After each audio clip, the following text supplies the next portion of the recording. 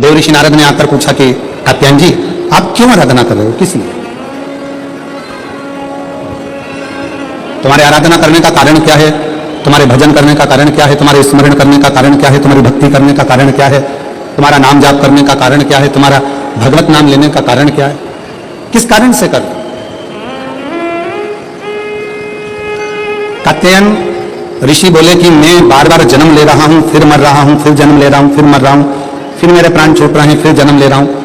ऐसा करते करते मेरे ना जाने कितने कितने जन्म निकल गए, पर मेरी गति नहीं हुआ।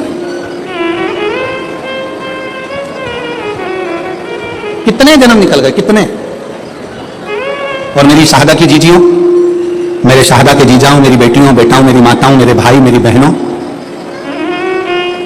मेरे सखा मेरे बांधव,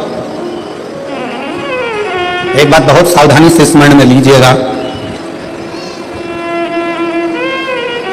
अगर आपके दिल में शिव महापुराण की कथा सुनने की उमंग, तुम्हारे दिल में भगवान शंकर की कथा सुनने का उत्साह, तुम्हारे दिल में भगवान शंकर की कथा में पहुंचने की उमंग उत्साह अगर तुम्हारे दिल में आया है तो समझ लेना कि अब हम बार बार जन्म नहीं लेंगे और बार बार मृत्यु के प्रपंच में नहीं। अब हमें शिव मिल गया, अब हमें शंकर मिल गया, अब हमें शिव की प्राप्ति हो गई। प्यार किसको कहते हैं, प्रेम किसको कहते हैं? प्रेम की परिभाषा क्या है? प्रेम किसको कहते हैं कि जिससे मिलने के लिए उत्साह बढ़ता जाए, उमंग बढ़ती है, दिल में तमन्ना उत्साह उमंग बढ़ती चली जाए। वो एक लाइन आप लोग गुनगुनाते हो ना कि तुझसे मिलने के लिए तेरी कसम, तुझसे मिलने के लिए तेरी कसम, मुलाकात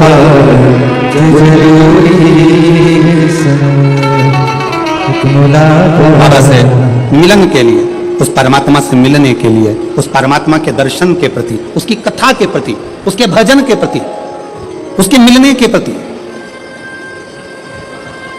मेरी बहनें जितनी बैठी हैं, मेरी जीजियां जितनी बैठी हैं, मेरे जीजा जितने बैठे हैं, मेरे भाई जितने बैठे हैं, मेरी माताएं, मेरे बंधु जितने बैठे हैं, आप अपने घर में थे, पहले दिन की कथा सुनने के लिए आप आ गए।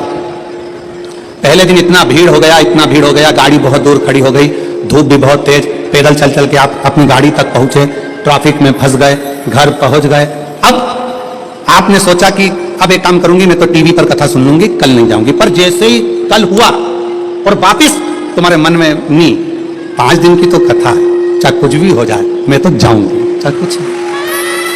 फिर उमंग, अब इतना ट्रैफिक में फंस गए हो, इतनी भीड़ में फंस गए हो, इतना बैठने के लिए अगर 1 बजे कथा चालू हो रही है तो तुम कम से कम ना करते हो। ये पीछे वाले पंडाल वाले तो रात रात भर से इंतजार करते हैं, तब इनको दोपहर में 1 बजे कथा मिलती है। पर जो आगे बैठे हैं पंडाल में, मेरा मन कहता है, विश्वास कहता है कि आप लोग भी 1 बजे के पहले कम से कम 10-11 बजे तो आते होंगे। बोलो सही है कि गलत है? 11 बजे 10 बजे तो पहुंचते होगे कि हमको जाना है, आगे बैठना है, जाना है, आगे बैठना है। अब तुम अगर सोचते कि हमने एक दिन की कथा सुन ली, बाकी के दिन टीवी पे सुनेंगे, अगर घर पर पहुंचने के बाद दूसरे दिन की फिर ललकता जाग जाए, दूसरे फिर दिन की फिर तमन्ना जाग जाए, तो समझ लेना कि शंकर से स्नेह बढ़ गया है, पिता से प्रेम बढ़ गया है और पिता से मिलने की ललकता बढ़ गई, पिता के प्रति जागरूकता बढ़ गई, पिता की उससे मिलन की आस बढ़ गई, उससे मिलन की।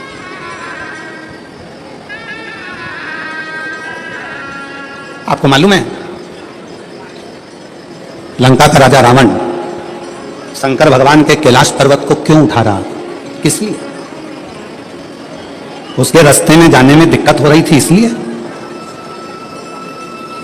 पुष्पक विमान पर बैठकर रावण जा रहा था और कैलाश के ऊपर से विमान उड़ नहीं पा रहा था, तो नीचे आकर खड़ा हो गया और गुस्से में उसने कैलाश पर्वत को उठाना प्रारंभ कर दिया।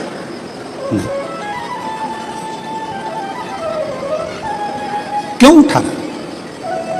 रावण को क्या पड़ी थी जो कैलाश पर्वत को उठाने में लग गया? रावण को क्या पड़ी थी जो भगवान शंकर के शिवलिंग को लेकर लंका में जा रहा है और भगवान शिव के शिवलिंग में वजन बड़ा भूमि पर रखा, बाबा बैद्यनाथ के रूप में स्थापित हो गया? क्या पड़ी थी?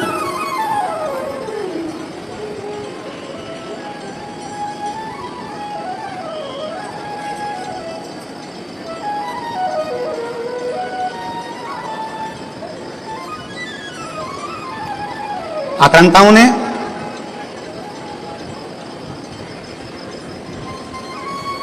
इन विधर्मियों ने सबसे ज्यादा अगर कोई मंदिर तोड़े हैं तो शंकर जी के तोड़े। आक्रांताओं ने विधर्मियों ने सबसे ज्यादा आक्रमण अगर किसी मंदिरों में करा है तो वो शंकर जी के मंदिर पर करा, शिव मंदिर। कभी विचार करिएगा, कभी स्मरण करिएगा आप, विचार करिएगा आप कि रावण में ऐसा क्या था कि रावण भगवान शंकर के कैलाश पर्वत को उठाने में लग गया, भगवान शंकर के शिवलिंग को ले जाने में लग गया। आखिर वो कैलाश पर्वत में, वो शिवलिंग में ऐसा क्या है जिसको वो उठाना चाहता है, जिसको वो उठा, क्या है?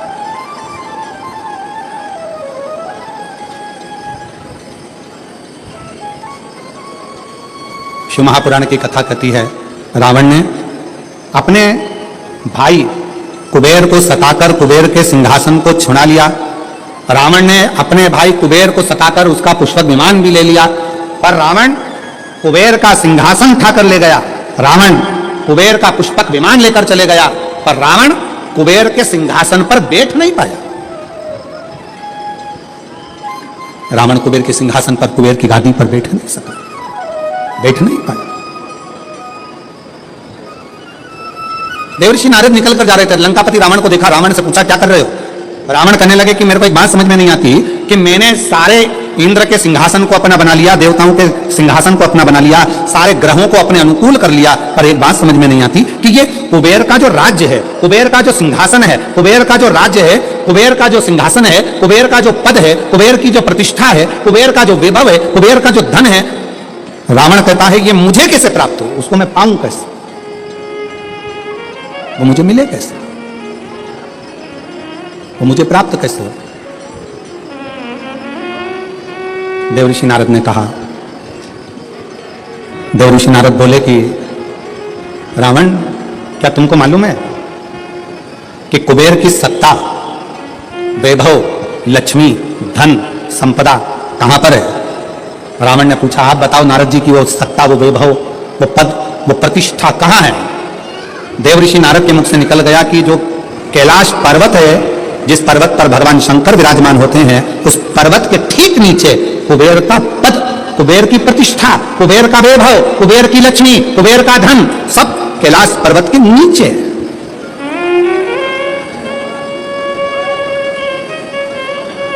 और एक बात बहुत सावधानी से स्मरण करिएगा, आप सबसे निवेदन है, जितने आस्था चैनल पर कथा सुन रहे हैं, जितने फेसबुक पर कथा सुन रहे हैं, जितने यूट्यूब पर कथा सुन रहे हैं, और जितने इस पवित्र प्रांगण के अंदर बैठकर कथा सुन रहे हैं, आप सबसे निवेदन करेंगे कि कुबेर का पद, कुबेर का वैभव, कुबेर की प्रतिष्ठा, कुबेर का धन, कुबेर की लक्ष्मी सारी की सारी कैलाश पर्वत के नीचे है, अर्थात शंकर भगवान के चरणों में, शंकर भगवान के नीचे ये सारा धन, वैभव, प्रतिष्ठा सब दबी पड़ी हुई है। इसलिए लंका का राजा रावण मालूम पड़ने पर कैलाश पर्वत को उठाने लगा कि इसके नीचे से मैं लक्ष्मी को, वैभव को, धन को छुड़ा लूंगा, खींच लूंगा, पर वो मिलता नहीं है, पर वो प्राप्त नहीं हुआ, पर वो मिला नहीं। फिर रावण ने विचार करा, रावण ने फिर विचार करा कि अगर ये कैलाश पर्वत नहीं उठ रहा तो मैं समय आने पर लंका में शंकर भगवान को लेकर जाऊंगा। शिवलिंग लेकर जाने लगा तो भी वो शिवलिंग आखिरी में इतना बोझ हो गया, इतना वजन हो गया कि उसको भूमि पर रख दिया, ले जा नहीं सकता। मेरी जीजियों, एक बात याद रखना, शंकर भगवान के चरणों में, भगवान शंकर के नीचे, भगवान शंकर के शिवलिंग के नीचे, भगवान शंकर के मंदिर में, शिवालय में, देवालय में, शिव महापुराण में, शंकर के चरणों में स्वयं वैभव, स्वयं लक्ष्मी, स्वयं धन, स्वयं प्रतिष्ठा सदा विराजमान रहती है। जब हम एक लोटा जल शंकर जी को चढ़ाते हैं, उस जल पर हाथ लगाकर थोड़ा सा जल उसमें से झेल कर लाते हैं, अपने घर के दरवाजे पर, दुकान पर, व्यापार पर, व्यवसाय पर, अपने वाहन पर जब हम वो जल छूटते हैं, उस जल को हम छिड़कते हैं, तो ये मानकर चलना कि आज नहीं तो कल एक ना एक दिन ऐसा आएगा कि भगवान के नीचे की चरण की वो लक्ष्मी तुम्हारे घर में प्रवेश जरूर करेगी और एक दिन तुम धनपति, वैभवपति बनोगे, बनोगे। और शंभु शरण मांगो घड़ी घड़ी दुख काटो, दया करी नयन शरण आगो। शंभो शरणे मां घड़िए दूर आतो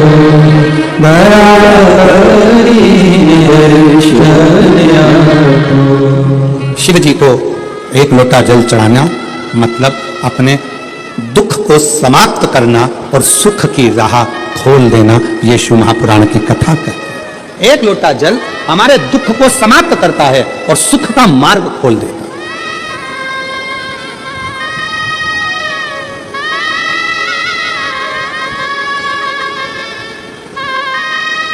जितने लोग यहां आज लगभग 5 लाख से ऊपर शिव भक्त यहां पर बैठे हुए हैं। पंडालों की कैपेसिटी से ज्यादा भरे पड़े, जितने अंदर उससे ज्यादा बाहर अपना अपना चादर छाता लगा कर लोग बैठे हुए हैं। कुछ गाड़ी के अंदर बैठकर, कोई कहीं कोई पेड़ों की छांव में, कोई बिल्डिंगों की छांव में, जहां तहां लोग बैठे हुए।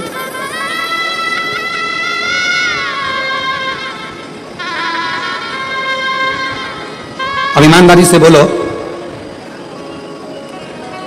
अगर मेरा बाबा तुमको कुछ नहीं देता तो तुम इतने लाखों की संख्या में शहादा आते क्या?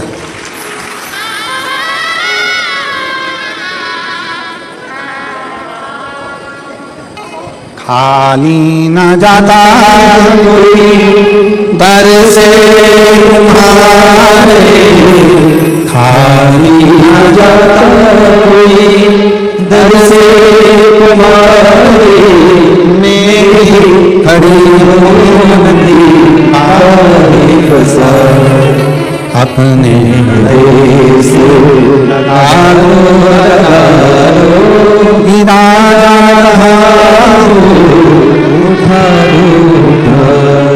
भोले अपने देश अब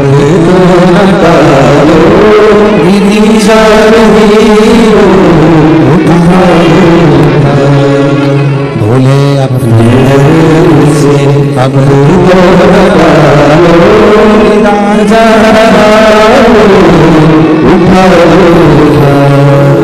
अगर भगवान भोलेनाथ नहीं देते तो यहाँ कौन आता? कृपा की ना होती जो आदत तुम्हारी तो सुनी ही रहती अदालत तुम्हारी, जो गरीबों के दिल में जगह तुम ना पाते तो किस दिल में होती इबादत तुम्हारी। ये तुम्हारी ही कृपा है, तुम्हारी।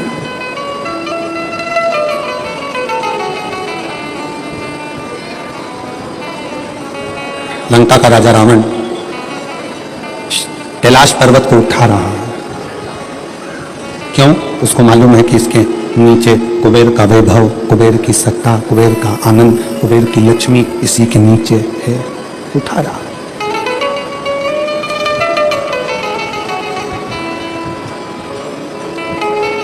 उठा नहीं कैलाश पर्वत, हिला नहीं कैलाश पर्वत, उठ नहीं पाया कैलाश पर्वत, नहीं।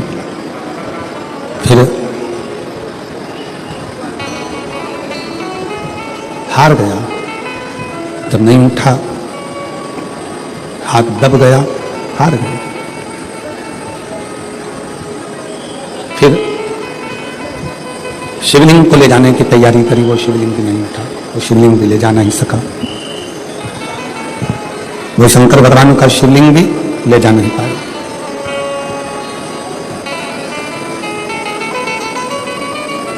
इन हाथों की रकीलें अगर गलत हैं, ज्योतिषाचार्य ने कह दिया कि ये रेखाएं तुम्हारी गड़बड़ हैं, ये रेखाएं गलत हैं, तो इन हाथों में जल का भरा हुआ एक लोटा पकड़ाओ, इस हाथों से शिव जी को जल चढ़ाना प्रारंभ करो, इन हाथों से शिव मंदिर में सफाई करना प्रारंभ करो। हाथों की रकीलें धीरे धीरे सुलझना प्रारंभ हो जाएगी और तुम्हारा जीवन श्रेष्ठ होगा, जीवन श्रेष्ठ होगा। ये भाग्य की रेखाओं में, ये भाग्य की रेखाओं में अगर कुछ गलत लिखा गया है, इसको शिव मंदिर में, शिवालय में, भगवान शंकर के चरणों में इस मस्तक को झुकाना प्रारंभ करो। सुलझना प्रारंभ हो।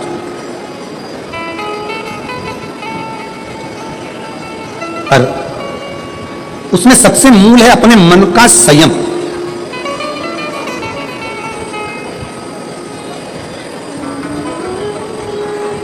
अपने मन का संयम। एक प्रश्न आपसे करेंगे, उत्तर दीजिएगा।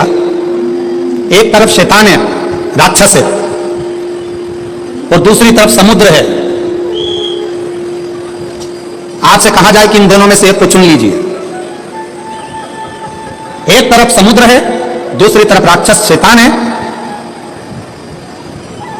आप क्या चुनोगे? उत्तर दो। एक तरफ समुद्र है, एक तरफ राक्षस है, शैतान है, वो उधर से बढ़ रहा है, समुद्र की लहरें इधर से बढ़ रही है। आप दोनों में से क्या चुनना पसंद करोगे? क्योंकि इधर भी मरना है, उधर भी मरना है।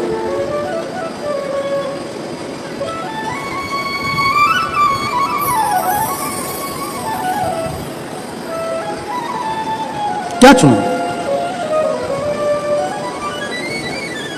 तो हो सकता है आप में से आधे लोग कहें कि हम समुद्र को चुन लेंगे, कोई कहे हम राक्षस को, शैतान को चुन लेंगे। परशु महापुराण की कथा कहती है कि समुद्र कितना गहरा है यह आपको मालूम नहीं है, पर वो राक्षस, वो शैतान कैसा है यह आपको मालूम है। तो प्रयास करना कि वो राक्षस को चुनना श्रेष्ठ है, कि कम से कम ये राक्षस है, ये हमको मालूम है, इसको कैसे डील करना है ये हमको मालूम है, ये कैसे इसको संभालना है ये हमको मालूम है। हम उस राक्षस को छोड़कर अगर समुद्र के पास जाएंगे, दिख तो अच्छा रहा है, लहरें भी अच्छी लग रही है, पर यह कितना गहरा होगा और कितनी गहराई में ले जाएगा और कब समाप्त कर देगा पता नहीं चल पाएगा, पता नहीं चल दिखेगा।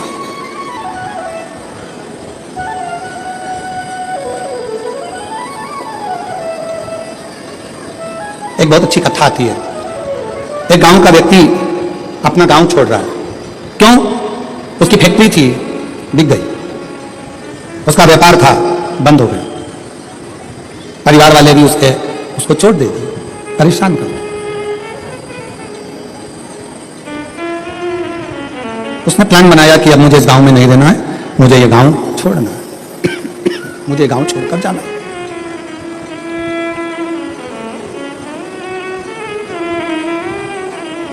पूरा फैक्ट्री बेच दिया, घर बेच दिया, जमीन बेच दी, सब कुछ बेचकर धन एकत्रित करा, घोड़े पर बैठ गया, घोड़े पर बैठकर और सब बेचकर परेशान होकर वहां से चल दिया।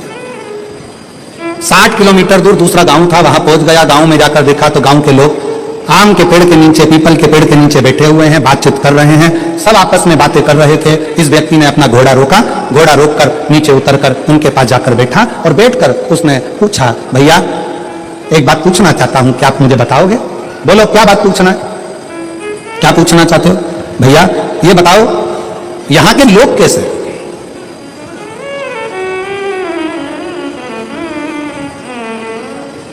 गांव के लोगों ने पूछा, तुम कहां से आए हो? उसने कहा, मैं अपने गांव से आया हूं, यहां से 60-70 किलोमीटर दूर से। मेरा सारा अब वो गांव मैंने छोड़ दिया है और मैं सोच रहा हूं कि कोई गांव में जाकर बसना है, मुझे किसी गांव में जाकर रहना। मुझे तुम बताओ यहाँ के लोग कैसे हैं, इस गांव के लोग कैसे? तो गांव के लोगों ने पूछा कि तुम हमसे पूछ रहे हो कि यहाँ के लोग कैसे हैं, पहले तुम बताओ कि तुम जो अपना गांव छोड़कर आए हो वहां के लोग कैसे थे? उस व्यक्ति ने कहा, वहां हमारे गांव के लोग इतने दुष्ट, पक्के रावण, कंस की औलाद, इतने गंदे, इतने गंदे, पूछो मत। झूठ, प्रपंच, बेईमानी, छल सब उसमें भरा हुआ। अच्छा, हाँ, अब आप बताओ आपके गांव के लोग कैसे हैं? तो उन्होंने कहा, भैया तुम जो बोल रहे हो बिल्कुल वैसे की वैसे ही हमारे गांव के लोग भी हैं। अब उसने मन में सोचा कि अपना गांव का सामान बेचकर आया और यहाँ के लोग भी ऐसे ही हैं, तो क्या मतलब यहाँ रहने से, और आगे बढ़ा। 200 किलोमीटर दूर आगे जाने पर फिर एक गांव में पहुंचा। एक गांव में पहुंचा तो वहां पर लोग बैठे हुए थे, बातचीत कर रहे थे। ये उतर कर फिर गया, इसने जाकर पूछा, क्यों भैया क्या बात है? गांव के लोगों ने पूछा, तुम कौन हो? मैं 200 किलोमीटर दूर मेरा गांव था, सब कुछ बेचकर मुझे बसना है, कोई अच्छा गांव ढूंढ रहा हूं। अच्छा, तो अब ये बताओ कि आपके गांव के लोग कैसे हैं? उसने कहा, हमारे गांव के लोग? हाँ, पहले ये बताओ कि तुम्हारे गांव के लोग कैसे थे? घोड़े पर बैठा हुआ व्यक्ति ने कहा, मेरे गांव के लोग? हाँ। उसने विचार करा, भी पहले वालों को बताया ऐसा ऐसे थे, इसने अब अपनी बात को पलट दिया और यहां पर बोला, मेरे गांव के लोग एकदम संत तुकाराम जैसे, मेरे गांव के लोग एकदम संत नामदेव जी जैसे। मेरे गांव के लोग मीराबाई जैसे, मेरे गांव के लोग तुलसीदास जैसे, मेरे गांव के लोग तो इतने धर्मात्मा, इतने पुण्यात्मा, इतने भजन करने वाले, इतना कीर्तन करने वाले, इतना मंत्र जाप करने वाले, मेरा गांव का लोग इतना सत्यवादी, पूछो मत। इतने में फिर इसने पूछा, अब बताओ तुम्हारे गांव के लोग कैसे हैं? तो सारे गांव वाले एक जैसे बोले, बस हमारे गांव के लोग भी तुम जैसा बता रहे हो ना, बिल्कुल वैसे की वैसे ही है। हमारे गांव के लोग भी धर्मात्मा है, हमारे गांव के लोग भी पुण्यात्मा है, हमारे गांव के लोग भी सत्कर्मी हैं, हमारे गांव के लोग भी संत तुकाराम जी जैसे हैं, हमारे गांव के लोग भी संत नामदेव जी जैसे हैं, हमारे गांव के लोग भी मीराबाई जैसे हैं। तब उस व्यक्ति के दिमाग में आया कि ये बिल्कुल सत्य है। आप कितने भी गांव बदल लो, आप अपनी कितने भी घर बदल लो, आप अपने रिश्तेदार को छोड़कर दूसरे शहर में जाकर बस जाओ, तुम जैसे होगे वैसे ही दुनिया के लोग मिलेंगे। आप अच्छे हो तो दुनिया अच्छी मिलेगी। कितने बदलोगे? शहादा छोड़ा पूना चले गए, पूना छोड़ा मालेगांव चले गए, मालेगांव छोड़ा लातूर चले गए, लातूर छोड़ा नागपुर चले गए, नागपुर छोड़ा मुंबई चले गए, और वहां पर भी जाकर के हम तो जैसे थे, हमारे गांव के लोग जैसे पहले थे, जैसे हमारे आसपास के लोग ईर्ष्या रखते थे, जैसे हमारे गांव के लोग वैसा करते थे, वैसे की वैसे यहां मिला। उसका कारण क्या है? ना शहादा बुरा है, ना मालेगांव बुरा है, ना पुणे बुरा है, ना नागपुर बुरा है, ना भोपाल बुरा है, ना इंदौर बुरा है। बुरा कौन है? हमारी सोच कि हम दिन भर एक दूसरे में बुराइयां ढूंढते रहते हैं। मेरा पड़ोसी ऐसा, मेरा रिश्तेदार वैसा, मेरा देवर ऐसा, मेरी देवरानी ऐसी, मेरी जेठानी ऐसी, मेरा परिवार ऐसा, मेरा कुटुंब ऐसा, मेरा कबीला ऐसा। हम दिन रात अपने गांव में रहकर, अपने घर में रहकर भी हम दिन भर बुराई ढूंढते थे। तो तुम अच्छे से अच्छे बंगले में जाकर रह लो, वहां भी तुमको बुराई ही मिलेगी। तुम अच्छे से अच्छे 5 स्टार होटल में रह लो, वहां पर तुमको बुराई ही मिलेगी। और जब तुम्हारी आदत हो गई छोटे से घर में भी अगर तुम दिल बड़ा रखकर प्रेम के साथ रहते हो ना, तो तुम जहां रहोगे ना, वहां पर भी तुमको आनंद की अनुभूति होती रहेगी, प्रसन्नता मिलती रहेगी वहां पर।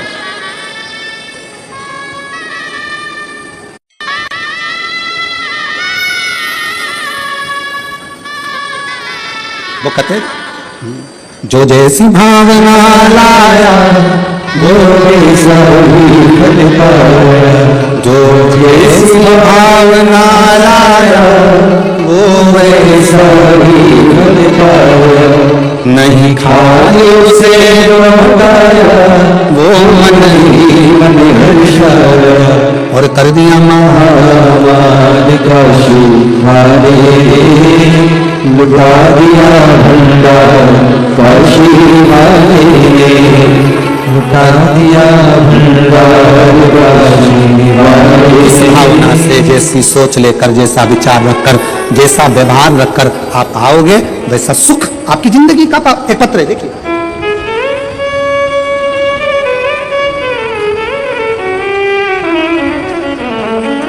मेरा नाम ललिता परमेश्वर पाटोले, मैं नासिक महाराष्ट्र से हूँ। मेरा मोबाइल नंबर ये है। मेरा नाम ललिता परमेश्वर पाटोले, मैं नासिक महाराष्ट्र से हूँ। मेरा मोबाइल नंबर ये है। कहीं बैठी हैं तो हाथ हिला सकती हैं, और अगर कहीं बैठी हो तो बेलपत्र लेने के लिए आ सकती हैं। बाबा मेरे पति, पत्र को आप लोग एलईडी पर पढ़ सकते हैं, कहीं एलईडी उन पर पत्र चल रहा है, एलईडी पर पत्र पढ़ सकते हैं। बाबा मेरे पति आर्मी से रिटायर हैं, वे अब रिक्शा चलाते हैं और पढ़ाई भी करते हैं। आर्मी से रिटायर होने के बाद मेरे पति रिक्शा चलाते हैं और पढ़ाई भी करते हैं। 2023 को नासिक में कथा चल रही थी, जब दादा बाबू भूसे ने उस पवित्र कथा का लाभ हमको दिया था। हम लोग नासिक के उस पवित्र कथा को सुन रहे थे। मेरे पति आपको नहीं मानते थे, ना मेरे पति आपको जानते थे ना मानते थे। गुरुदेव, उनका विश्वास नहीं था, क्योंकि मिलिट्री में सर्विस करते थे, जैसी सोच थी वैसे अनुकूल बोलेगा। मैंने अपने पति से कहा आप भले कथा सुनने मत जाओ, मुझे पंडाल के बाहर छोड़कर आ जाओ। मेरे पति मुझे पंडाल के बाहर छोड़ने आते थे, चले जाते थे। तब वो तीसरे दिन पंडाल में भीड़ के वजह से रुक गए। उन्होंने कहा भीड़ ज्यादा है, वापिस लेने कैसे आऊंगा? तो उन्होंने गाड़ी खड़ी कर तीसरे दिन की कथा में पंडाल में ही रुक गए। पंडाल में रुके। उस दिन धूलिया से एक औरत पैदल आई थी, उसे देखकर मेरे पति के आंखों में आंसू आए। बाबा सबकी सुनता है। उसने उस स्त्री से पूछा तुम पैदल चलकर धूलिया से नासिक आई हो, तुम्हें बाबा ने क्या दिया? उस महिला ने कहा मैंने जो मांगा था मेरे भोलेनाथ ने दे दिया, इसलिए मैं पैदल चलकर नासिक तक आई हूं। नासिक तक आई हूं। मेरे पति को लगा मैं आर्मी से रिटायर हूं, अब रिक्शा चलाता हूं, पर मेरी कोई सरकारी नौकरी नहीं लग रही है, मेरे बेटे की भी नौकरी नहीं लग रही है। आज कथा का तीसरा दिन है। आज मैं पृथ्वी पर बैठकर पंडाल में बैठकर बाबा से विनय करता हूं, अगर कुबेरेश्वर बाबा शंकर जी की कथा में अगर प्रबलता है तो वो मेरी भी नौकरी लगा दें और मेरे बेटे की भी लगा दें। गुरुदेव, बेटे का मेडिकल बार बार रुक रहा था, नासिक में उसका मेडिकल होने वाला था, और मेरे पति ने तीसरे दिन की कथा में बाबा से गुहार लगाई। लोग कहते हैं कि यह शिव महापुराण का पंडाल है। मेरे पति ने कहा, वो सियोर वाला महाराज इतना दमदारी से बोलता है, मतलब शिव पुराण की कथा में शंकर खुद कथा करता है, अगर उसके सामने बैठकर बोला जाए तो बाबा सुनता जरूर है। मेरे पति ने गुहार लगाई और बाबा से प्रार्थना कर कर मेरे पति कथा सुनकर आ गए। जब पूरी कथा हो गई, कथा सुनकर हम लोग घर आए। घर आने के बाद मेरे बेटा एक एग्जाम दे रहा था, एग्जाम का रिजल्ट जिस दिन हम घर पर आए शाम को, उसी दिन बेटे का शाम को फोन आ गया कि पिताजी मेरा सिलेक्शन आर्मी में हो गया, बाबा की कृपा से मैं सिलेक्ट हो गया।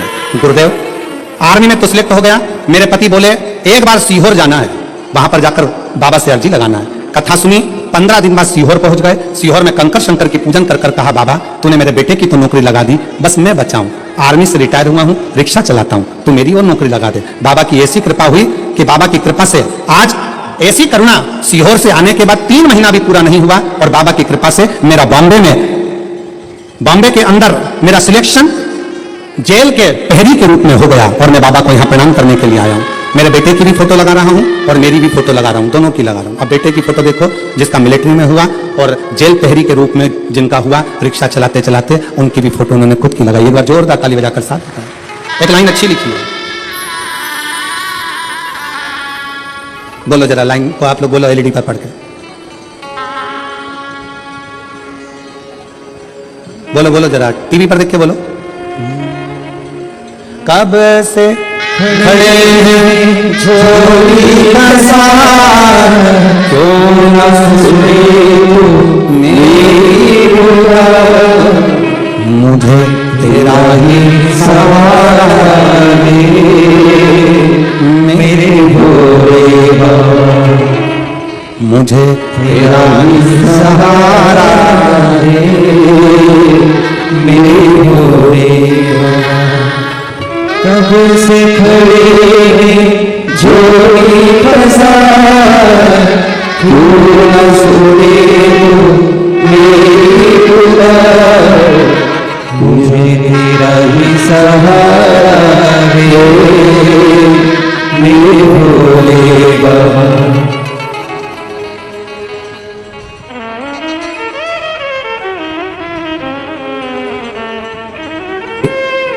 पुनः वापिस नौकरी लगी, बेटे की भी नौकरी लगी। एक बार जोरदार ताली बजाकर स्वागत करिए।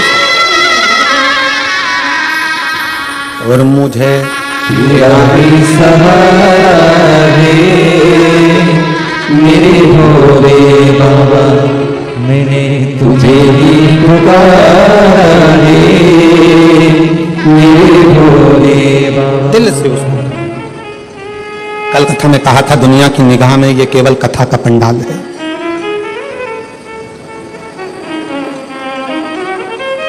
दुनिया की निगाह में केवल ये शिव महापुराण की कथा का पंडाल है, पर हम कहते हैं ये केवल कथा का पंडाल नहीं, आपकी किस्मत खोलने की चाबी का पंडाल है, जहां किस्मत खोलने की चाबी है।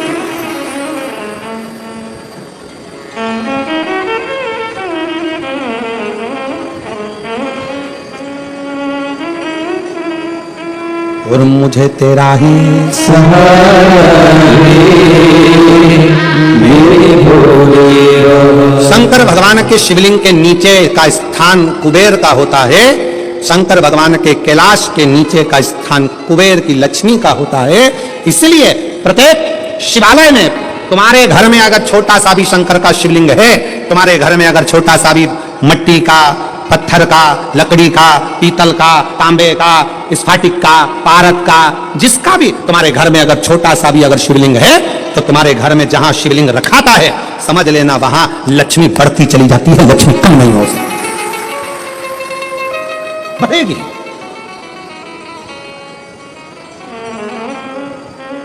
बस 2 चीजों का स्मरण रखिए, एक अपने खानदान का, दूसरे अपने खान पान का।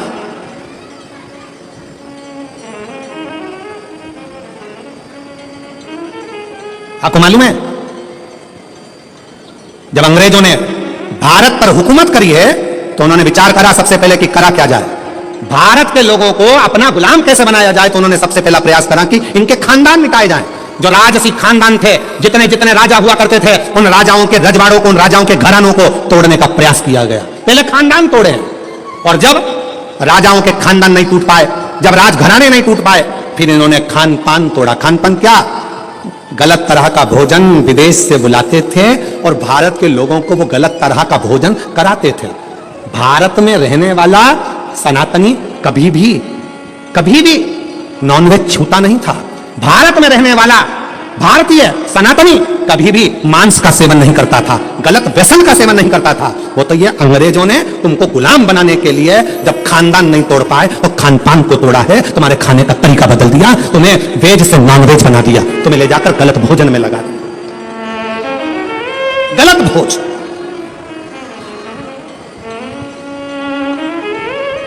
क्यों इतनी बीमारियां पनप रही हैं? इतनी बीमारियां होने का कारण क्या है? और देखो, प्रकृति अपना रंग दिखाती है। जिन जिन देशों में जिंदा जिंदा जीवों को तलकर तड़फा कर मारते हैं, उन देशों की हालत आज देख लो कि ऐसा भूकंप आया कि बिल्डिंग धाती चली गई, और कितने लाख कितने लोग उस बिल्डिंग में दब दब के मर गए। लोगों को मालूम तक नहीं कि कितने मर गए, कितने मरे।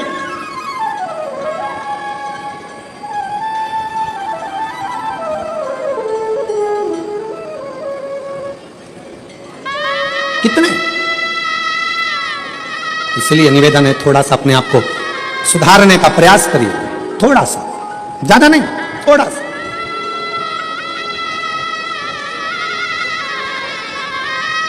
जो गलती हो गई, अभी तक जो गलती कर ली, उस गलती को अब छोड़ने का प्रयास करो। मदिरा के नशे में हो, मदिरा छोड़ने का प्रयास करो। गलत भोजन के चक्कर में हो, छोड़ने का प्रयास करो।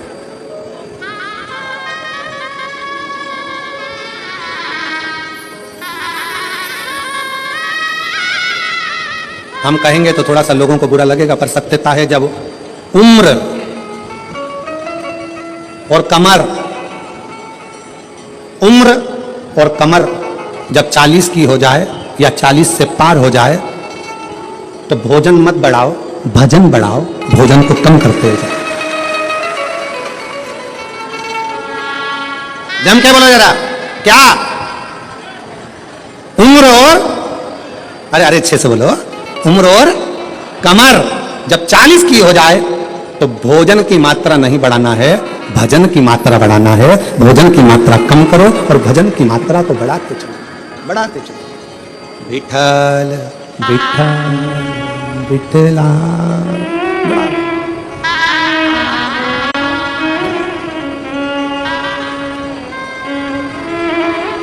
बढ़ाओ जितना बन सके। श्री शिवाय नमस्तुभ्यं, श्री शिवाय नमस्तुभ्यं, श्री शिवाय नमस्तुभ्यं, श्री शिवाय नमस्तुभ्यं। भजन की मात्रा को बढ़ाना, प्राण को, भोजन को कम कर दो, गलत भोजन कम कर दो, व्यसन कम कर दो, गलत विचार कम कर दो, गलत सोच कम कर दो।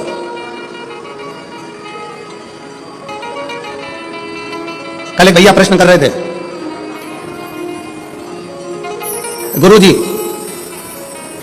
भगवान विष्णु अपने शरीर पे राख नहीं लगाते, राखोड़ी नहीं लगाते, भस्म नहीं लगाते। भगवान ब्रह्मा अपने शरीर पर राख नहीं लगाते, भस्म नहीं लगाते, राखोड़ी नहीं लगाते।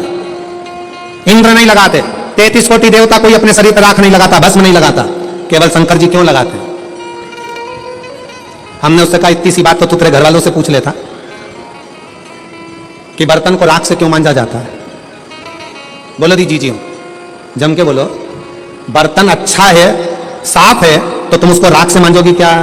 जम के बोलो जरा। नहीं, बर्तन अच्छा है, साफ है, तो उसको आप राखोड़ी से मांजोगी, साफ करोगी? नहीं। बर्तन को राख से कब मांजा जाता है? जब उसमें थोड़ी सी झूठन लगने लगे तो बर्तन को राख से साफ किया जाता है। मेरे शंकर भगवान ने सबको प्रेरणा दी है कि लोभ, आसक्ति, तृष्णा, वासना और ये अपनों की झूठन जब अपने पर लगने लगे तो तन पर थोड़ी सी भस्म चढ़ा लेना चाहिए, तो ये झूठन दूर होती चली जाती है। ये झूठन दूर, ये संसार की झूठन है। ये लोभ, ये तृष्णा, ये आसक्ति, ये वासना, ये नाते, ये रिश्ते, ये कुटुंब, ये कबीले, ये वो झूठन है जो हमारे शरीर से लगती चली जाती है, लगती चली जाती है। इसको दूर करो।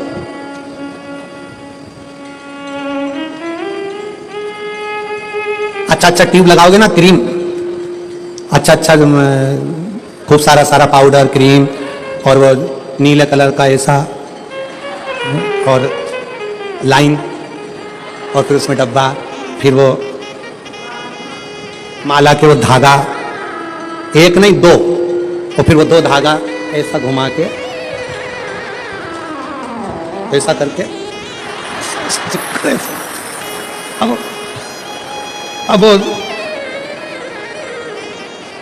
अब तुमने जितना क्रीम लगाया है, तुमने जितना स्नो लगाया है, तुमने जितना पाउडर लगाया है, ईमानदारी से बोलो इतना क्रीम पाउडर लगा के तो लोग तुम्हारे पास में आएंगे ही आएंगे। बोलो सही है कि गलत है? आएंगे। अगर शंकर भगवान तो पहले से इतने ब्यूटीफुल थे, पहले से इतने सुंदर थे, इतने सुंदर, वो कहते हैं ना भोलेनाथ ब्यूटीफुल।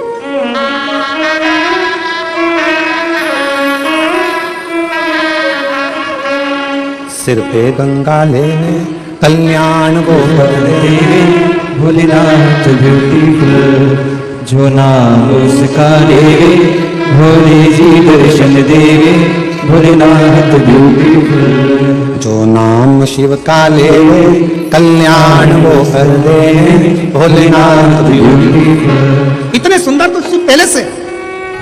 और अगर भगवान शंकर मालूम पड़े और थोड़ा बहुत पेंटिंग करके बैठ जाते हैं तो ईमानदारी से बोलो 33 कोटि देवताओं के यहाँ जितनी देवियां हैं वो सब शंकर भगवान के चरणों के सम्मुख में बैठी रह जाती, सारी देवी, सारी देवी। शंकर भगवान ने कहा मुझे अपने पास में किसी को नहीं रखना, ज्यादा सुंदर रहूंगा लोग आएंगे, इसलिए शंकर भगवान ने भस्म को अपने तन पर धारण कर लिया कि यह संसार झूठा, ये परिवार झूठा, ये कुटुंब झूठा, ये नाते रिश्ते झूठे, ये सब झूठ है। इसलिए झूठन को दूर करने के लिए जैसे बर्तन पर राख लगी हो तो वो बर्तन पर लगी राख झूठन साफ कर देती है। मेरे शिव कहते हैं तन पर चढ़ी हुई भस्म इस संसार के झूठे लोगों को दूर कर देती है, झूठे लोगों को।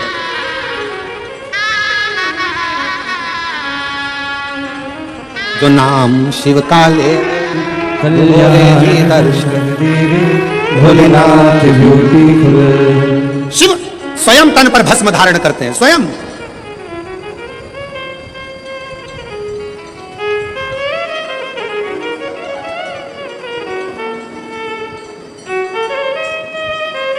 अगर कोई तुमसे कहे शंकर जी का भजन करने वाले को शंकर भगवान विरक्त बना देते हैं, कोई तुमसे कहे शंकर जी के भजन करने वाले को शंकर भगवान अकेला दूर एकांत में ले जाकर बिठा देते हैं, तो सब झूठ समझना।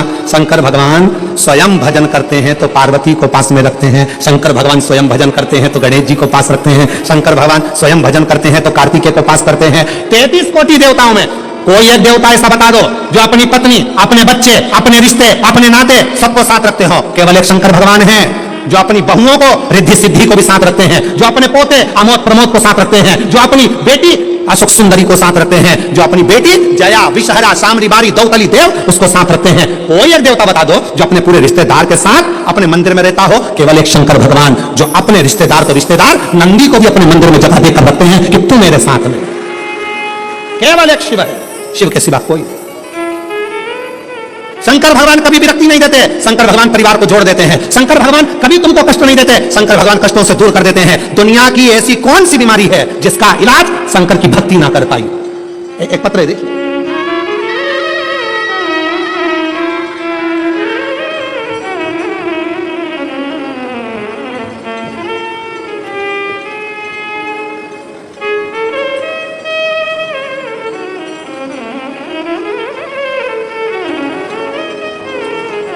मेरा नाम गायत्री केशव केदारे है, मेरा मोबाइल नंबर ये है, गांव तेम्बाहरा, अकोला, महाराष्ट्र की रहने वाली हूं। कहीं हो बैठी हो तो हाथ हिला सकती हैं और बैठी हो तो बेलपत्र लेने के लिए आ सकती हैं।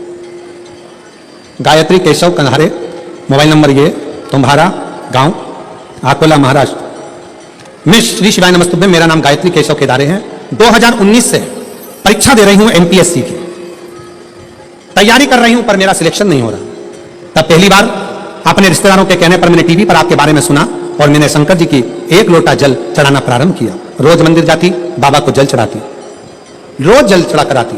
अभिषेक करने गई, शिव जी का कथा श्रवण करी, बाबा को विनय करा, और आज बाबा की ऐसी कृपा हुई गुरुदेव, मैंने नंदुरबार में बाबा की कृपा से दर्शन किया, और दर्शन करने के बाद वही पंडाल में बाबा से प्रार्थना करी कि बाबा कुछ भी हो, मेरी एमपीएससी की परीक्षा उत्तीर्ण हो जाए और मेरा सिलेक्शन हो जाए, मेरी सरकारी जॉब लग जाए। आज बाबा की कृपा से मैं बाबा को धन्यवाद देने के लिए आई हूं कि मेरा सिलेक्शन हो गया और मैंने उत्तीर्णता प्राप्त कर ली। बाबा को धन्यवाद देने के लिए मैं यहां पहुंची। एक पत्र और देखिए, बड़ा सुंदर।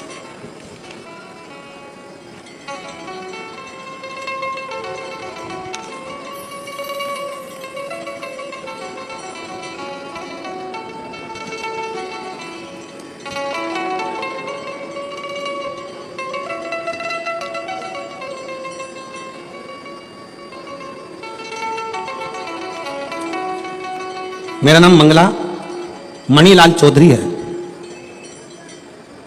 मैं एड्रेस जरा आप लोग पढ़ लिया करो। मैं तहाड़ी तहसील शाहरा, जिला नंदुरबार में रहती हूँ। मेरा मोबाइल नंबर ये है। मुझे गर्भाशय में कैंसर की बीमारी सितंबर 2024 में थी। मैंने शुरुआत में नासिक के ट्रीटमेंट भी लिया, ऑपरेशन भी किया, फिर बाद में पूना का ट्रीटमेंट ली। मुझे बहुत तकलीफ होती थी। मैंने आपकी कथा के बारे में सुना, कैंसर कम नहीं हो रहा था, कैंसर बढ़ रहा था।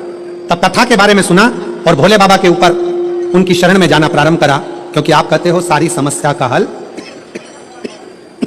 एक लोटा जल, सारी समस्याएं मिट जाती है। तो मैंने ऑपरेशन से पहले जब दूसरा ऑपरेशन की बारी आई, तब नासिक में शिवालय में जाकर भोले बाबा को श्रद्धापूर्वक भोलेनाथ जी के ऊपर जाकर जल चढ़ाया। उनको बीमारी का इलाज करेंगे बाबा, आप ही मेरा ऑपरेशन करोगे और आप ही संभालोगे। बाबा से विनय करा, रुद्राक्ष का जल शिव जी को चढ़ाकर पीना प्रारंभ किया। बाबा की ऐसी कृपा हुई, अब भोले बाबा की कृपा से मैं कैंसर की बीमारी से मुक्त हो गई हूं और मेरा रिपोर्ट भी नील में आ गया है। मैं बाबा को यहाँ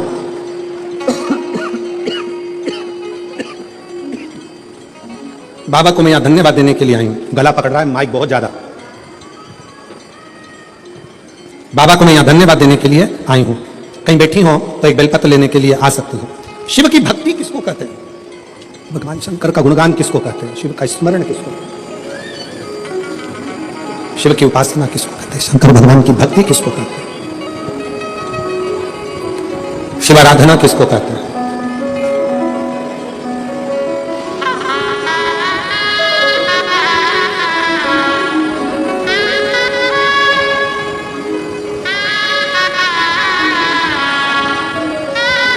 आप जब भगवान शंकर को हृदय से, भाव से पुकारोगे, दिल से,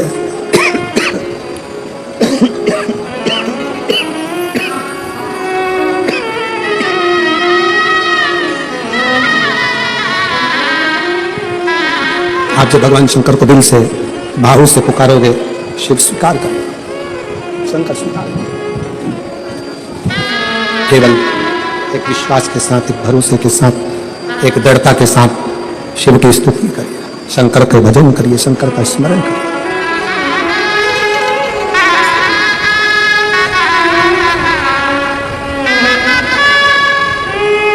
भगवान शिव का गुणगान, शिव का स्मरण, शिव की भक्ति जीवन को सुख देती है, आनंद देती है।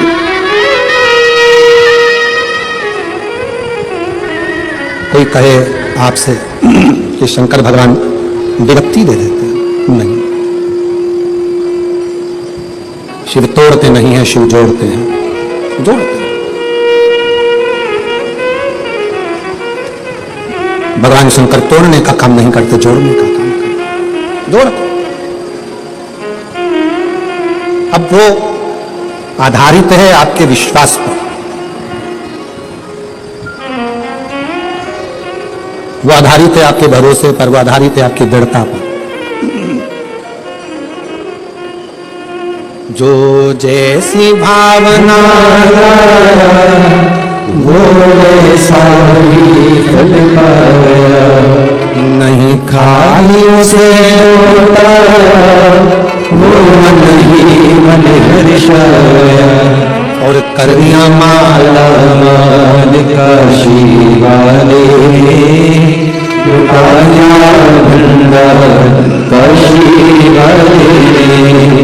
शिव झूठे संसार से मोह को हटाते हैं। कोई ने कहा शंकर भगवान विरक्ति देते, किससे विरक्ति? सावधान होकर सुनिएगा जरा, किससे विरक्ति? शंकर भगवान आपको किससे दूर करेंगे? जो आपका अहित चाहता है, जो दिखने में तो आपके करीब में होगा, जो दिखने में तो आपके नजदीक में होगा, दिखने में तो आपसे प्रेम स्नेह की वाणी बोलेगा, बात करेगा, और अंदर ही अंदर वो आपसे ईर्ष्या कर रहा होगा। ऐसे ईर्ष्या करने वाले से मेरा शिव तुम्हें दूर करता चलेगा। आजा दूर।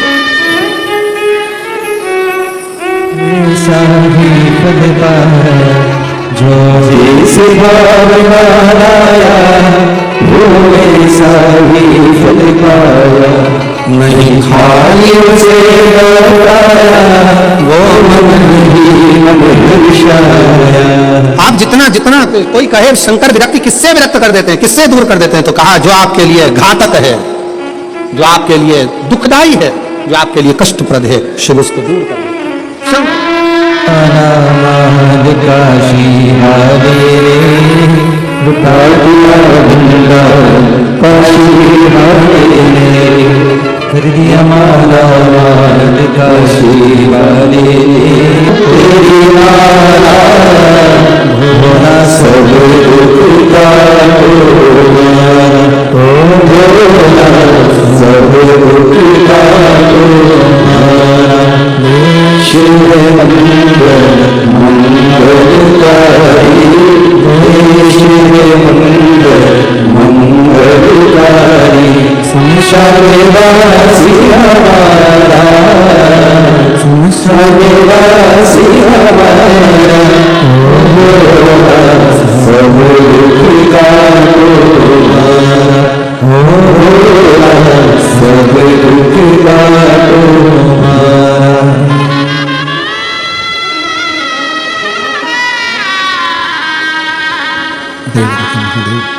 भगवान शिव ओघरदानी तकालदर्शी कैलाश के विनाशी भगवान शंकर की कथा कह रही है, शिव महापुराण वर्णन कर रही है।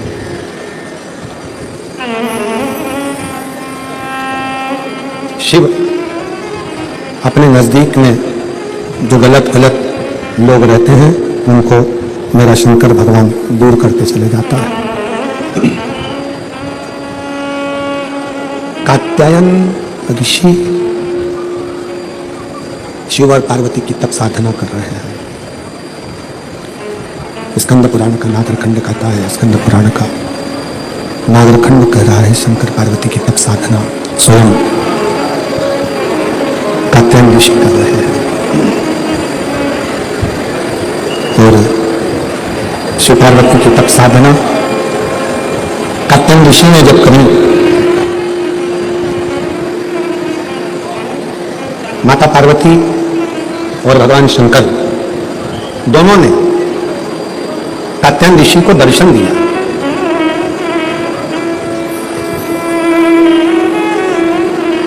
शिवजी ने भी दर्शन दिया और माता पार्वती जी ने भी दर्शन दिया। माँ जगत जननी जगदम्बा दुर्गा भवानी ने भी दर्शन दिया। दोनों ने दर्शन दिया। पूछा क्या चाहिए तुमको, क्या दिया जाए, क्या प्रदान किया जाए, बोलो क्या देती है। कात्यायन ऋषि सबसे पहला वचन कात्यायन ऋषि ने भगवान शंकर और पार्वती जी से कहा कि मेरा यह जन्म और मरण का प्रपंच छूट जाए। स्कंद पुराण का नागरखंड, रिटर्न की आवाज क्लियर करो और थोड़ा प्रेशर अंदर का बढ़ाओ। नागरखंड स्कंद पुराण का कहता है, नागरखंड वर्णन करता है स्कंद पुराण का कि कात्यायन ऋषि ने भगवान शिव जी से केवल जन्म और मरण का ये जो प्रपंच है इससे छूटना चाहा। इससे मुक्ति कैसे मिले, इस जन्म और मरण के प्रपंच से छूट कैसे जाए, जन्म और मरण के इस प्रपंच से हमारा छुटकारा कैसे हो, इससे छूटे कैसे। तो कहा जब किसी व्यक्ति के घर में एक बेटी का जन्म होता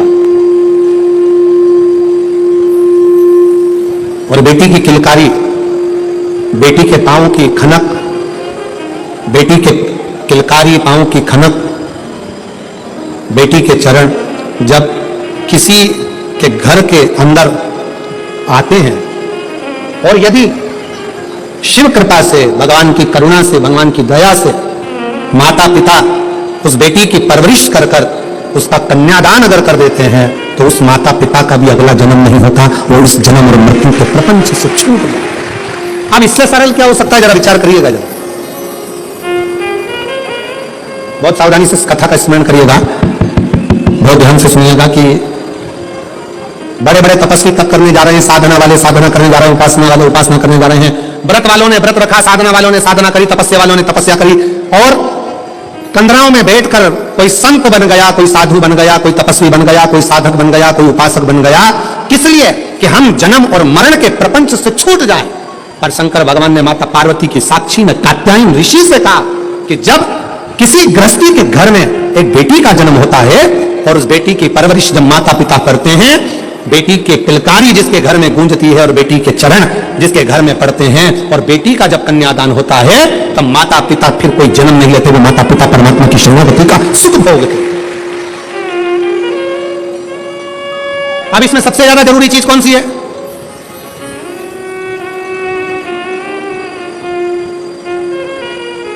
एक बहुत ध्यान देने वाला विषय है, थोड़ा ध्यान दीजिएगा।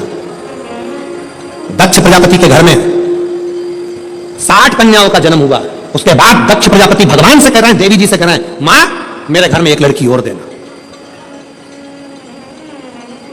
एक बेटी और चाहिए मुझे। मां जगतजननी दुर्गा कहती है कि तेरे घर में बेटी कहां से आएगी, मैं खुद तेरे घर में बेटी बनकर जन्म लूंगी। सती आई। दक्ष प्रजापति ने शंकर जी का अपमान करा, दक्ष प्रजापति ने देवताओं का अपमान करा, दक्ष प्रजापति ने अपशब्द कहे, दक्ष प्रजापति ने गाली दी, दक्ष प्रजापति ने ताना दिया, दक्ष प्रजापति ने आड़ा तेरा बहुत सारी बातें कही। अब दक्ष प्रजापति को तो नरक जाना, दक्ष प्रजापति को तो नरक भोगना था। पर दक्ष प्रजापति के घर में बेटियों का जन्म हुआ था, दक्ष प्रजापति ने बेटियों का कन्यादान किया था, इसलिए शंकर भगवान का अपमान करने के बाद भी दक्ष प्रजापति नरक नहीं भोगा है। दक्ष प्रजापति मरण, शीश कटने के बाद बकरे का मुख लग गया और बकरे का मुख लगने के बाद भी स्वर्ग भोगा है, वो दक्ष प्रजापति है, क्योंकि बेटी का जन्म ही प्रबल है।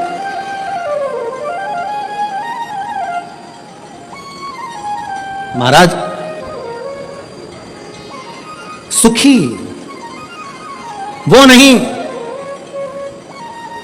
जिनके घर में धन की पेटी है, सुखी वो नहीं जिनके घर में धन की पेटी है, सुखी वो हैं जिनके घर में मुस्कुराती बहू और बेटी है,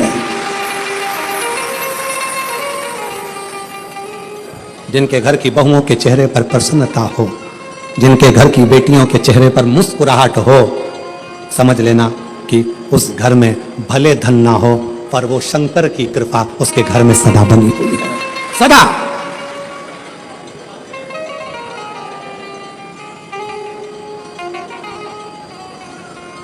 नवरात्रि चल रहे हैं,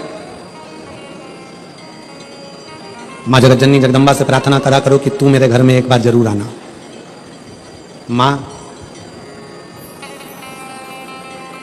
प्रत्येक घर के अंदर एक बेटी का जन्म जरूर होना चाहिए। मां और बाप को दूसरा जन्म नहीं लेना पड़ेगा, वो भगवान शंकर के धाम में खूब आनंद के साथ कैलाश पर वैकुंठ में स्वर्ग के सिंहासन पर बैठेगा, स्वर्ग सिंहासन।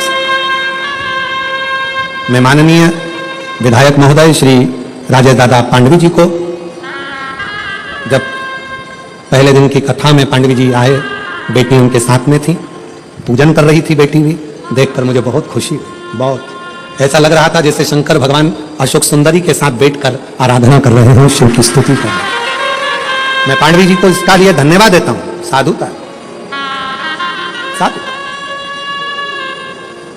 प्रसन्न हुई।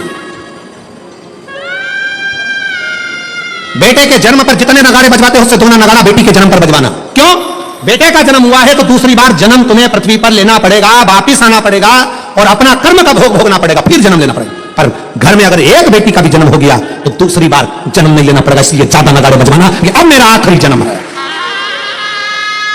अब जन्म नहीं लूंगी, अगर बेटी का घर में जन्म हो गया तो अब जन्म नहीं। बहारो फूल बरसा मेरे घर बेटी आई है, मेरे बेटी आई है, फिर से जन्म नहीं पाऊं मेरे घर बेटी आई है, मेरे घर बेटी आई है। हिमालय राज के घर में जब पार्वती जी का जन्म हुआ, कहते हैं दुनिया के यहाँ पर जन्मदिन की पार्टी 1 दिन की होती हो, दुनिया के यहाँ जन्मदिन की पार्टी 2 दिन की होती हो, 2 महीने की होती हो, 4 महीने की होती हो, हर साल जन्मदिन पे होती हो। हिमालय राज के यहाँ जब तक पार्वती जी का कन्यादान नहीं हो गया तब तक रोज पार्वती जी के जन्म का उत्सव मनता था, प्रतिदिन प्रतिदिन।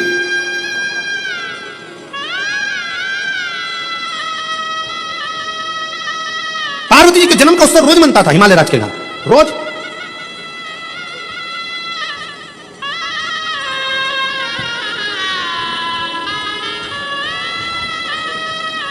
एक दिन इंद्र के मन में आया और इंद्र ने जाकर पूछ लिया हिमालय राज से, इतनी प्रसन्नता क्यों है? हिमालय राज ने कहा, बड़ी प्रसन्नता का विषय यह है कि आज मेरे घर में बेटी का जन्म हुआ है।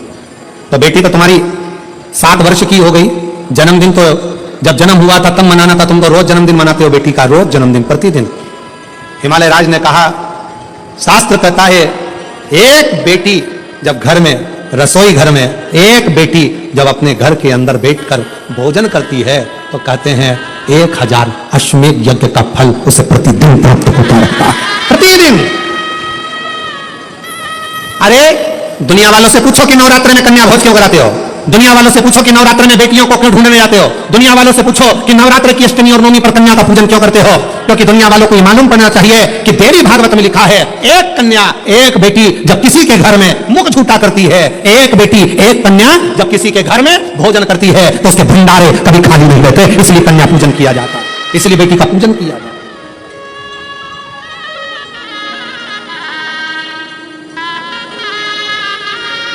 और आज के जमाने में लोग मंदिर में जाकर भगवान से कहते हैं, भगवान ओ भगवान हमारे घर में एक बेटा दे दो, एक बेटा। और बाजू में खड़ी हुई लक्ष्मी जी नारायण जी से बाजू में खसक के बोलती है, कितना मूर्ख है, बेटा मांग रहा है। और रोज मंदिर में आकर कहती लक्ष्मी दे दो। और बहू को चाहिए क्या? जम के बोलो बेटा। और रोज मांगती क्या है? बोलो लक्ष्मी। तो एक काम कर, बेटा दे दो, लक्ष्मी मत देना, लक्ष्मी मत देना। अपन भी देखें कि बेटे से काम चल जाए क्या। और मालूम पड़े बेटा हो गया 32 साल का, माँ के पूरे बाल सफेद उड़ गए, सफेद। उनसे पूछो काय का टेंशन, इसको कोई लक्ष्मी नहीं मिल रही है, इसकी शादी, इसको कोई मिल रही, इसकी शादी कर। लक्ष्मी जी से कहा, आप जाओ ना, इसके घर में शादी करना है बेटे की, कोई लक्ष्मी। तो इसने मांगा ही था कि मेरे को बेटा दे दो, बेटा दे दो। लक्ष्मी नहीं मांगी थी, बेटा मांगा था। तो कोई तो इसके घर में शादी करेगा। तो कहा करेगी, आएगी।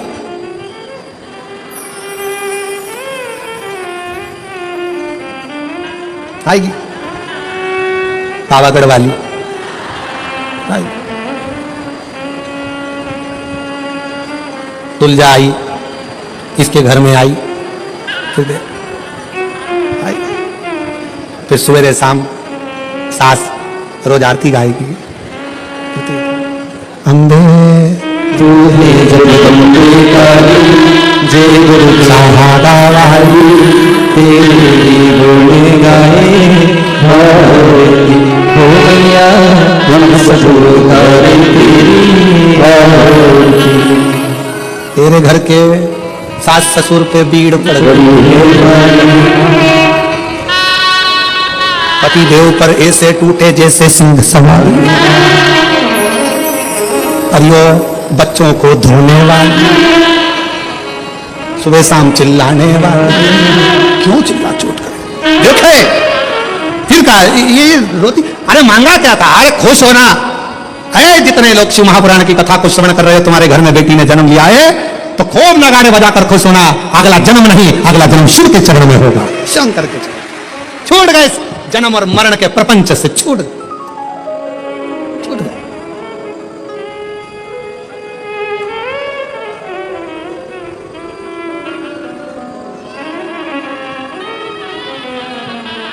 छूट गए, जन्म और मरण के प्रपंच से छुटकारा मिल गया। बेटी बेटी बेटी।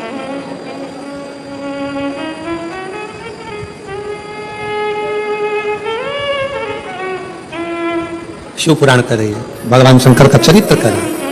कात्यायन ऋषि ने पूछा कि मुझे जन्म मरण के प्रपंच से छूटना है, क्या करा जाए? शंकर भगवान ने कहा तुम्हारे घर में अगर बेटी का जन्म होगा तुम जन्म और मृत्यु के प्रपंच से छूट जाओगे। स्कंद पुराण का नागर खंड कहता है कात्यायन ऋषि ने मां पार्वती जी से कहा अब कुछ भी हो मेरे घर में अगर बेटी का जन्म हो तो निवेदन है मां दुर्गा, हे मां आदिशक्ति, हे मां भवानी, हे मां पार्वती, आप मेरे घर में बेटी के रूप में जन्म लो। और कात्यायन ऋषि के घर में मां कात्यायनी के रूप में जन्म हो गया। बोल कात्यायनी माता की। कात्यायन ऋषि के यहाँ कात्यायनी माता का जन्म हो गया, कात्यायनी माता का प्राकट्य हो गया, कात्यायनी माता की स्मरणता, कात्यायनी माता का भजन, कात्यायनी माता की कीर्ति। कात्यायनी माता बाल्य अवस्था से ही भगवान शिव की आराधना में लीन रहती है। कात्यायन ऋषि उनको देखते हैं, देखते।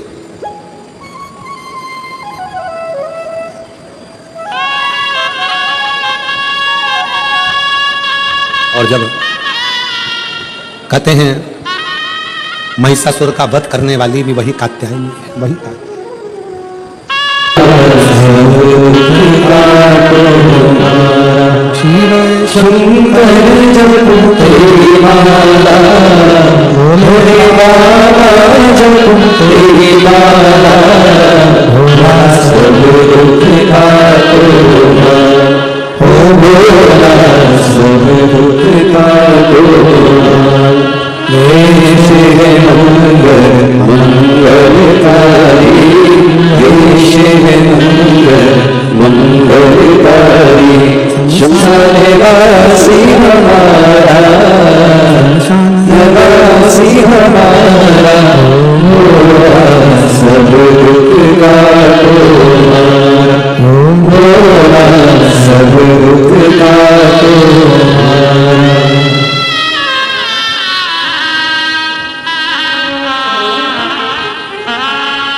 बाबा देवादिदेव महादेव भगवान शिव वरदानी।